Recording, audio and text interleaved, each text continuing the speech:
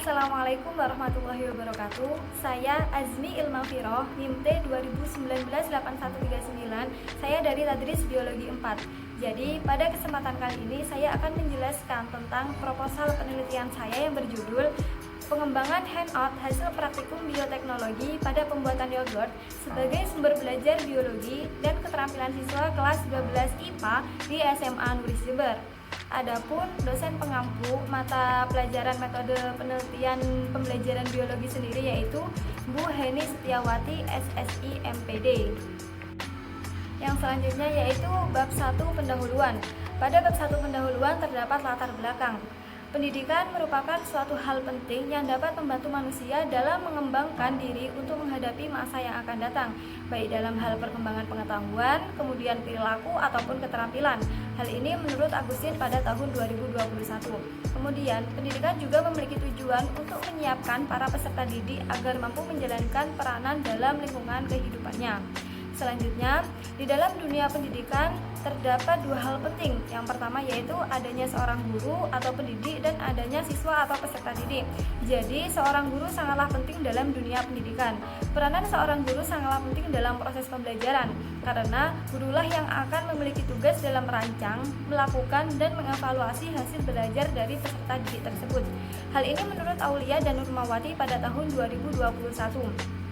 Selanjutnya, dalam suatu pembelajaran maka harus ada suatu bahan ajar, yang mana peneliti di sini hanya berfokus pada bahan ajar berupa handout. Handout sendiri merupakan bahan ajar tertulis yang di dalamnya berisi rangkuman konsep-konsep penting dari suatu materi hingga sangat mudah dikuasai, dipahami, dan diingat oleh peserta didik. Hal ini menurut Lucy dan Wins pada tahun 2014. Kemudian, materi yang diampu pada handout ini atau berfokus pada materi bioteknologi. Bioteknologi sendiri yaitu merupakan penerapan asas-asas sains dan rekayasa atau teknologi untuk mengolah suatu bahan dengan melibatkan aktivitas makhluk hidup untuk menghasilkan suatu barang atau jasa. Hal ini menurut Bal pada tahun 2001. Jadi latar belakang di sini terdapat beberapa konsep yang mana nantinya akan mendapatkan rumusan masalah dan tujuan dari penelitian tersebut. Yang selanjutnya yaitu terdapat rumusan masalah. Adapun rumusan masalah pada penelitian ini yang pertama yaitu bagaimana validitas produk hasil pengembangan berupa handout hasil praktikum bioteknologi pada pembuatan yogurt sebagai sumber belajar biologi dan keterampilan siswa kelas 12 IPA di SMA Nuris Jember. Kemudian, rumusan masalah yang kedua yaitu bagaimana respon siswa terhadap produk hasil pengembangan berupa handout hasil praktikum bioteknologi pada pembuatan yogurt sebagai sumber belajar biologi dan keterampilan siswa kelas 12 IPA di SMA Nuris Jember. Untuk spesifikasi produk yang diharapkan dalam penelitian dan pengembangan yang dilakukan adalah yang pertama, handout yang dikembangkan hanya berfokus pada pembuatan yogurt dengan penambahan bahan ubi jalar ungu sebagai bahan pokok yang ada di sekitar lokasi rumah. Kemudian yang kedua, materi yang digunakan dalam pembuatan handout ini hanya berfokus pada materi bioteknologi, pokok bahasan bioteknologi konvensional. Yang selanjutnya yaitu bab 2 kajian pustaka. Jadi pada bab 2 ini terdapat landasan teori. Landasan teori yang pertama yaitu terdapat definisi dari handout. Handout sendiri merupakan bahan ajar yang berbentuk tulisan yang bersumber dari beberapa literatur yang mana sangat relevan dengan materi atau kade yang dibuat oleh guru guna untuk memperkaya pengetahuan para peserta didik menurut Depdiknas pada tahun 2006. Kemudian fungsi handout sendiri yaitu yang pertama, membuat peserta didik agar tidak mencatat materi. Kemudian, mendamping pendidik dalam proses pembelajaran. Selanjutnya, bahan rujukan peserta didik.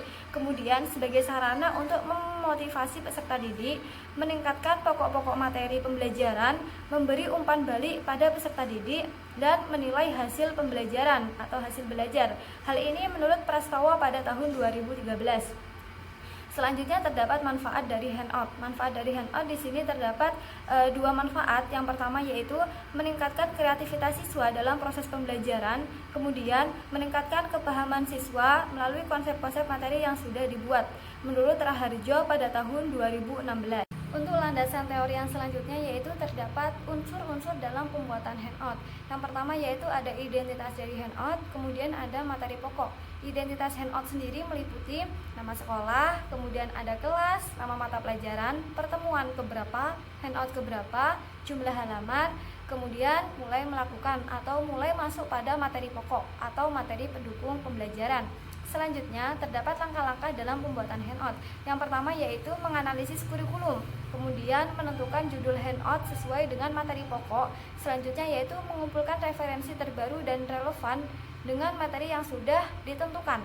Selanjutnya yaitu kalimat yang digunakan tidak terlalu panjang, mengevaluasi handout, memperbaiki kekurangan-kekurangan yang terdapat di dalam handout tersebut.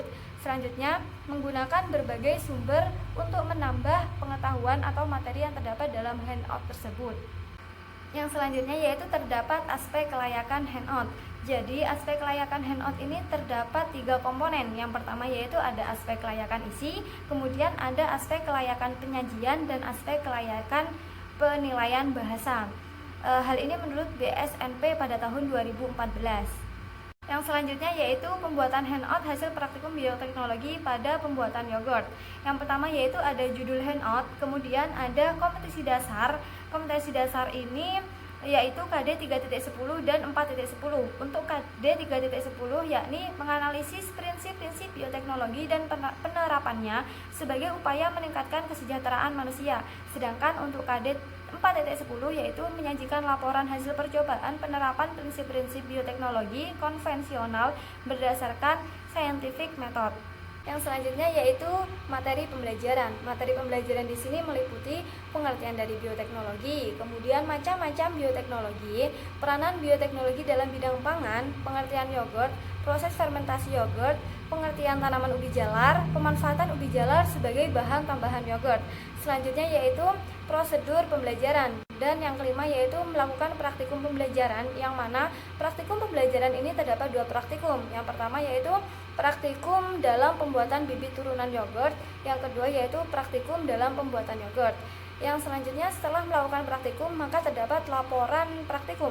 Laporan praktikum di sini meliputi formatnya meliputi cover, kemudian ada bab 1 pendahuluan, di situ isinya tujuan praktikum, kemudian ada bab 2 landasan teori, bab 3 metode penelitian yang mana isinya alat dan bahan, kemudian prosedur kerja. Yang selanjutnya atau bab 4 yaitu isinya hasil dan pembahasan yang mana terdapat hasil pengamatan dan akan dijelaskan.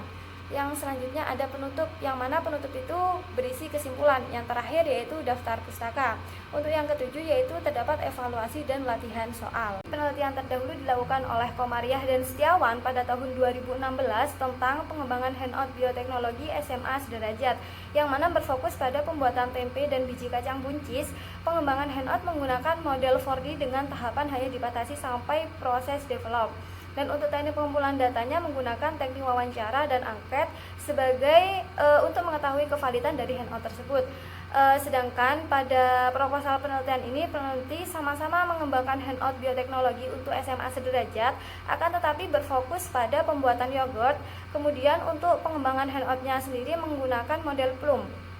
Untuk teknik pengumpulan datanya menggunakan teknik observasi, kemudian wawancara, kemudian penyebaran angket. Yang selanjutnya yaitu terdapat bab 3 yakni metode penelitian. Jadi yang pertama yaitu terdapat jenis penelitian dan pengembangan. Untuk metode research and development atau R&D ini menggunakan jenis penelitian kualitatif dan kuantitatif.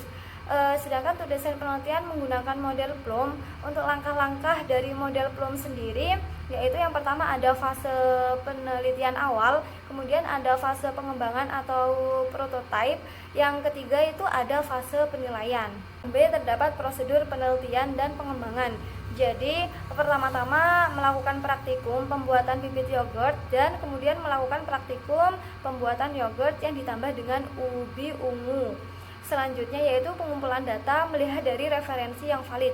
Jadi penelitian pengembangan handout menggunakan model Plum terdiri dari 3 tahap. Yang pertama yaitu fase penelitian awal, yang mana di fase tersebut terdapat analisis kebutuhan dan konteks, kemudian pengkajian teori dan literatur, dan pengembangan kerangka konseptual. Selanjutnya yaitu terdapat fase pembuatan prototipe yang terdapat yang isinya yaitu tahapan rancangan, Kemudian juga tahap pengembangan. Selanjutnya yaitu terdapat fase penilaian. Yang C yaitu uji coba produk. Jadi subjek uji coba produk yaitu oleh dosen pakar media dan ahli materi. Kemudian juga guru biologi di SMA Nuris Jember. Kemudian juga siswa kelas 12 SMA Nuris Jember, khususnya yang dengan jurusan IPA. Selanjutnya yaitu jenis data. Data di sini terdapat dua. Yang pertama ada data kualitatif dan data kuantitatif. Untuk data kualitatif sendiri menggunakan observasi dan wawancara. Untuk data kuantitatif itu dapat diperoleh dari uji kevalitan dan angkat respon peserta didik. Selanjutnya yaitu ada instrumen pengumpulan data. Jadi instrumen pengumpulan data di sini ada 3. Yang pertama lembar observasi, kemudian lembar pertanyaan wawancara, dan lembar angket. Selanjutnya terdapat teknis analisis data. Yang pertama yaitu data kualitatif menggunakan cara deskriptif kualitatif, dan untuk kuantitatif data deskriptif kuantitatif. Sudah, mungkin hanya itu yang bisa saya jelaskan. Sekian dari saya, kurang lebihnya mohon maaf. Terima kasih. Wassalamualaikum warahmatullahi wabarakatuh.